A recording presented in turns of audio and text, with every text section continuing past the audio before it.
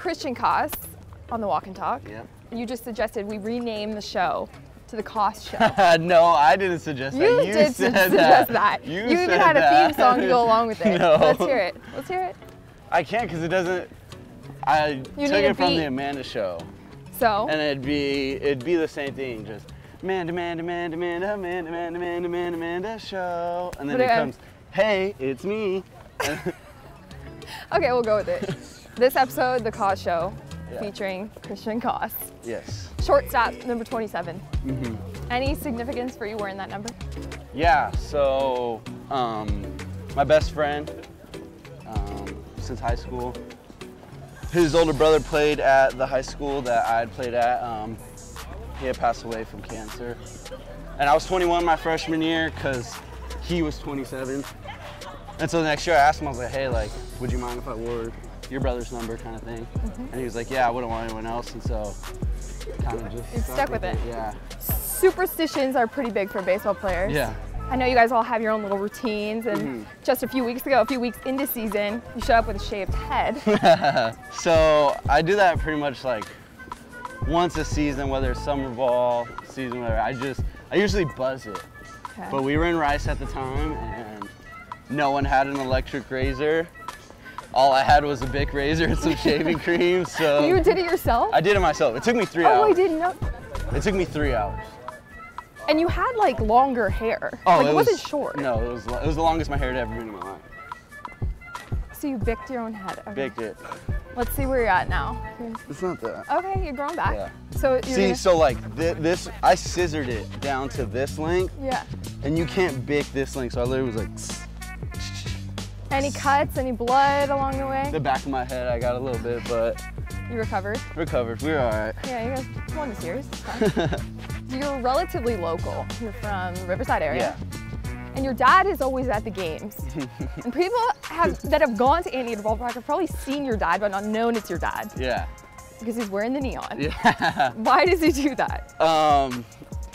So he likes to stand out. He likes to be that guy. But you guys have a connection though, right? Yeah. You can see him in the stands. So he always tries to wear something that I could pick him out in. Like I wouldn't see anyone else wearing it, just so like I know he's in the stands kind of thing. Yeah. At home games right when we do the national anthem, the first ground ball I take from the first like warm-up thing, he stands right behind the first baseman just so I could see him, and I wave my hat at him. Yeah. So he sees me, I see him, and then that's kind of it. Like I don't look at the stands at any other point in the game just to see that he's there. Any comfort though, or do you feel like you're taking, ownership of your at bat if you just go out and see him before? Yeah, I mean there's been a couple times where they've been late, and I haven't seen him like in that warm-up pitch, and like I'm looking at the second, third inning, like where's this guy, like, and then he kind of like sneaks around the corner, he's like, I'm here, and I'm like, all right, like good, like, Well, you rock the sleeve. Let's see it.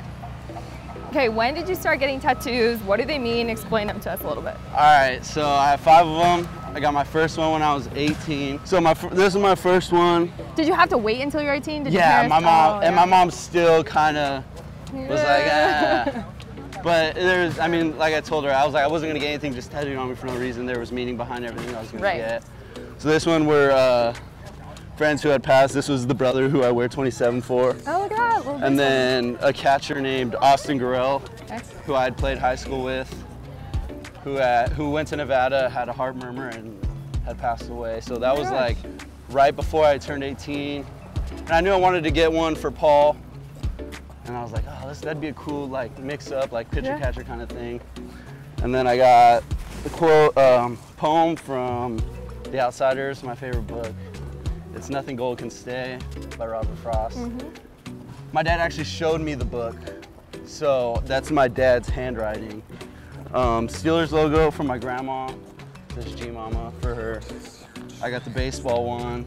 How about Star Wars? So. Oh, this one feels like there's a good story. This is a good one. I loved planes, like I loved flying things. Like I was like, I'm gonna be a pilot before I was even into sports. And then so sports happened, and I was like, I still like planes. I still love doing that kind of stuff, like remote control planes. I was like, all right, I'm not just gonna get a plane tattooed on me.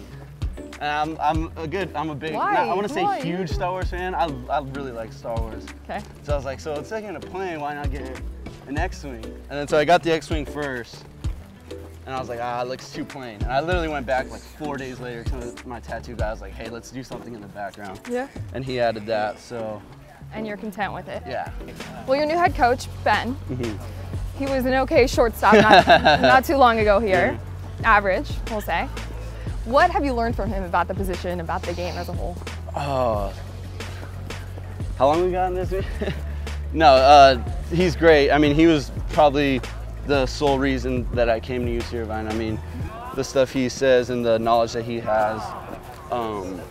Something happens and, you know, we could talk about why make that move, why throw it here, like kind of thing. And then, you know, like kind of that learning process of it, you know, a lot of it's been just question answer, like even me going up to him like, hey, what do you think about this? Like, you know, just that open conversation for me to grow, for him to like kind of get that feel of it too. And it's just, it's not so much hands-on like, hey, we got to do this. And so I think I've learned more about the mental part of the shortstop, of controlling the game, you know, being able to communicate with everyone at a high level. Like, I think that's more what he's brought to me than just tactical, field the ground ball throw kind of thing. So offered you a lot of that mentorship as well as the coaching. Definitely. That's great.